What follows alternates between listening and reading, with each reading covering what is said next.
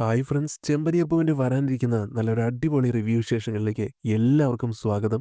അങ്ങനെ പൊങ്കലിന് എല്ലാവരും നാട്ടിൽ ചെന്ന സമയത്ത് സച്ചി ഭയങ്കര ഇമോഷണലായിട്ട് എല്ലാവരോടുമായിട്ട് നമ്മുടെ സുധിയെക്കുറിച്ചിട്ടുള്ള ആ രഹസ്യം പറയാൻ വേണ്ടി പോയിരുന്നു. പക്ഷേ ഇതിനിടയ്ക്ക് രവിയാണെന്നുണ്ടെങ്കിൽ രവിക്കൊരു നെഞ്ചുവേദന പോലെ വരികയും സച്ചി ആ രഹസ്യം തുറന്നു പറയുന്നത് തനിക്ക് ഇഷ്ടമല്ലെന്ന് പ്രകടിപ്പിക്കുകയും ചെയ്തിരുന്നു. ഈ രഹസ്യത്തെക്കുറിച്ച് നമ്മുടെ രേവതി സച്ചിയുടെ അടുത്ത് ചോദിക്കുന്നുണ്ടെങ്കിലും ആ സമയത്ത് രേവതിയോട് ഒന്നും തന്നെ സച്ചി തുറന്നു പറഞ്ഞിരുന്നില്ല. പക്ഷെ പിന്നീട് ഒരിക്കൽ സച്ചി ആ കാര്യം രേവതിയോട് തുറന്നു പറയുകയാണ്. ചന്ദ്രമതി സച്ചിയെ ഇത്രയും വെറുക്കുന്നതിന് പിന്നിലുള്ള ആ ഒരു ഞെട്ടിക്കുന്ന കഥ രേവതി അങ്ങനെ അറിയുകയാണ് കേട്ടോ. ഏതായാലും ഒരിക്കൽ ഒരു വഴക്കുണ്ടാകുന്ന സമയത്ത് സച്ചി ചെറുപ്പത്തിൽ ജയിലിൽ പോയ കാര്യങ്ങളെക്കുറിച്ച് ഒരു സംസാരം ഉണ്ടാകുന്നുണ്ട്. അപ്പോഴാണ് രേവതിയും സച്ചി പണ്ട് ജയിലിൽ പോയിട്ടുണ്ടായിരുന്നു എന്നുള്ള കാര്യം അറിയുന്നത്. അതുകൊണ്ട് തന്നെ രേവതി പിന്നീട് സച്ചിയോട് ചോദിക്കുന്നുണ്ട്, സച്ചിയേട്ടൻ എന്തിനാണ് ജയിലിൽ പോയതെന്നും അതിനെക്കുറിച്ച് എനിക്ക് അറിയണമെന്നൊക്കെ. സച്ചി ആദ്യമൊന്നും അത് പറയാൻ തയ്യാറാവുന്നില്ല.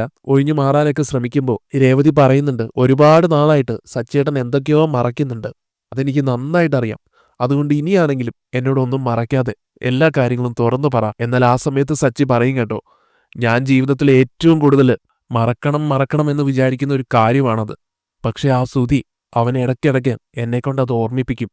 അതെന്റെ മനസ്സിനെ വല്ലാതെ നോവിക്കുകയാണ്. ആ നോവ് എന്താണെന്ന് സച്ചിയേട്ടൻ എന്നോടെങ്കിലും ഒന്ന് തുറന്നു പറ.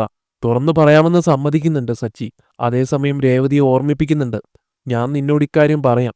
പക്ഷേ നമ്മൾ രണ്ടുപേരും അല്ലാതെ മറ്റാരും ഇതിനെക്കുറിച്ച് അറിയാൻ പാടില്ല, ഒരിക്കലും ഇല്ലെന്ന് രേവതിയും ഉറപ്പ് കൊടുക്കുന്നുണ്ട്. അങ്ങനെ സച്ചി തന്റെ ചെറുപ്പത്തിൽ നടന്ന ആ സംഭവ കഥ പറയാൻ തുടങ്ങുകയാണ് രേവതിയോട്. സുധിയും പിന്നെ സച്ചിയും കഴിഞ്ഞു കഴിഞ്ഞാൽ സച്ചിക്ക് മറ്റൊരു അനിയനും കൂടെ ഉണ്ടായിരുന്നു കേട്ടോ ചെറുപ്പത്തില്.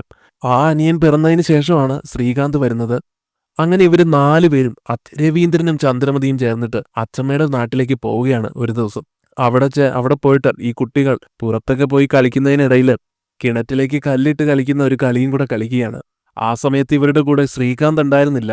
സുധിയും സച്ചിയും അതുപോലെ ഇപ്പോൾ പറഞ്ഞ ഒരു അനിയനുമാണ് ഉള്ളത്. സുധിയാണെങ്കിൽ കിണറ്റിലേക്ക് കല്ലൊക്കെ ഇടുന്നുണ്ടെങ്കിലും കല്ലൊന്നും കറക്റ്റായിട്ട് അതിലേക്ക് വീഴാത്തത് കൊണ്ട് തന്നെ സച്ചിയും മറ്റേ അനിയനും കൂടി സുധിയെ ഇങ്ങനെ കളിയാക്കിക്കൊണ്ടിരിക്കുകയാണ്. സുധിക്കാണെങ്കിൽ നല്ല ദേഷ്യം വരുന്നുണ്ട്. അതുകൊണ്ട് തന്നെ പെട്ടെന്നുള്ള ആ ദേഷ്യത്തില് നിയന്ത്രണം വിട്ട സുധി തൻ്റെ അനിയനെ അവനെ പിടിച്ച് ആ കിണറ്റിലേക്ക് തള്ളിയിടുകയാണ് ചെയ്യുന്നത്. അവൻ കിണറ്റിൽ വീണത് കണ്ടപ്പോഴേക്കും സച്ചി രക്ഷിക്കാൻ വേണ്ടി പുറകെ ചാടുന്നുണ്ട് കിണറ്റിലേക്ക്. എന്നാൽ ഇതിനോടകം തന്നെ നമ്മുടെ സുധി ഉണ്ടല്ലോ വീട്ടിലേക്ക് ഓടി ചെന്നിട്ട് എല്ലാവരോടായിട്ട് പറയുകയാണ് കേട്ടോ ചെയ്യുന്നത്, സച്ചി തൻ്റെ അനിയനെ കിണറ്റിലേക്ക് തള്ളിയിട്ടു എന്ന്. അങ്ങനെ സുധി താൻ ചെയ്ത ആ വലിയ കുറ്റം നമ്മുടെ സച്ചിയുടെ തലയിൽ ഇടുകയാണ് ശരിക്കും. അങ്ങനെ ഈ കഥകളെല്ലാം സച്ചി രേവതിയോട് പറയുകയാണ് ചെയ്യുന്നത്. സച്ചി പറയുന്നുണ്ട്, ഞാൻ ശരിക്കും അവനെ രക്ഷിക്കാൻ വേണ്ടിയിട്ടായിരുന്നു ചാടിയിരുന്നത്. പക്ഷെ എനിക്ക് അവനെ രക്ഷിക്കാൻ കഴിഞ്ഞില്ല. ആ പ്രായത്തിൽ എന്നെക്കൊണ്ട് പറ്റുന്ന കാര്യങ്ങളെല്ലാം ഞാൻ ചെയ്തിട്ടുണ്ടായിരുന്നു. പക്ഷെ എല്ലാവരും കൂടി ചേർന്ന് ഓടി വന്നിട്ട് ഞാൻ അവനെ കൊന്നല്ലോ, ഞാൻ കൊലയാളിയാണെന്ന് പറഞ്ഞ് എന്റെ മേൽ കുറ്റം ആരോപിക്കുകയായിരുന്നു ചെയ്തിരുന്നത്.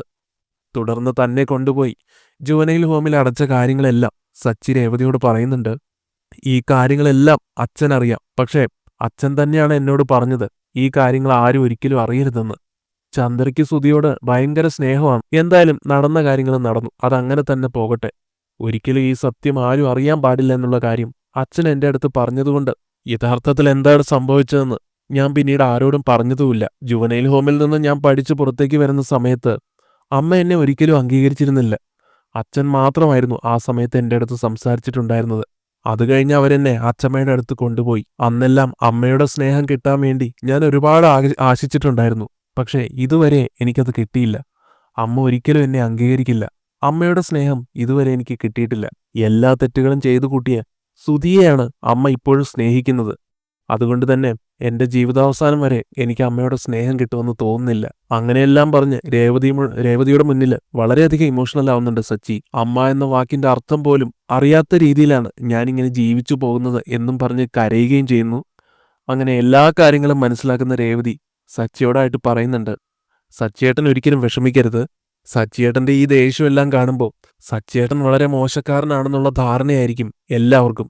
എന്നാൽ സച്ചിയേട്ടന്റെ മനസ്സിലെ ആ നന്മ, സുധി ചെയ്ത തെറ്റുകളെല്ലാം ഏറ്റെടുത്തിട്ട് അവൻ നന്നായി ജീവിക്കണമെന്ന് സച്ചിയേട്ടൻ ആഗ്രഹിച്ചില്ലേ, ഇത്രയും നല്ലൊരു മനസ്സ് മറ്റാർക്കും കിട്ടില്ല കേട്ടോ.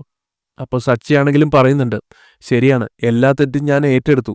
പക്ഷെ എന്നിട്ടും എൻ്റെ അമ്മ എന്നെ സ്നേഹിക്കുന്നില്ലല്ലോ രേവതി എന്ന് പറഞ്ഞുകൊണ്ട് സച്ചി രേവതിയെ കെട്ടിപ്പിടിച്ച് കരയാണ്. അച്ഛൻ എന്തായാലും സത്യങ്ങളെല്ലാം അമ്മയുടെ അടുത്ത് പറഞ്ഞിട്ടുണ്ടായിരുന്നെങ്കിലും ഉറപ്പായിട്ടും അമ്മ എന്നെ മനസ്സിലാക്കുമായിരുന്നു. അച്ഛനാണ് എൻ്റെ അടുത്ത് ഈ സത്യം പുറത്താരും അറിയരുതെന്നുള്ള കാര്യം പറഞ്ഞത്. അതും പറഞ്ഞ് എന്നെക്കൊണ്ട് സത്യം ഇടിയിപ്പിച്ചിട്ടുണ്ട്.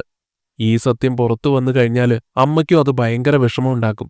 അമ്മയുടെ സമാധാനം പോകും എന്നൊക്കെ അച്ഛൻ പറഞ്ഞതുകൊണ്ടാണ് ഞാൻ ആരുടെ അടുത്തും ഇതുവരെ ഒന്നും പറയാതിരുന്നത്. സച്ചിയുടെ സങ്കടം മനസ്സിലാക്കുന്ന രേവതി സച്ചിയെ ആശ്വസിപ്പിക്കുന്നുണ്ട്. ഒരിക്കൽ സച്ചിയേട്ടനെ ഇത്രയും വെറുക്കുന്ന അമ്മ തന്നെ സച്ചിയേട്ടന്റെ അടുത്ത് സച്ചിയേട്ടനെ പൊന്നുമോനെ എന്ന് വിളിച്ചുകൊണ്ട് മാറോടണയ്ക്കാൻ തീർച്ചയായിട്ടും വരുമെന്നും ഉറപ്പായും അങ്ങനെ ഒരു ദിവസം ഉണ്ടാകുമെന്നും രേവതി സച്ചിയോടായിട്ട് പറയുന്നുണ്ട്.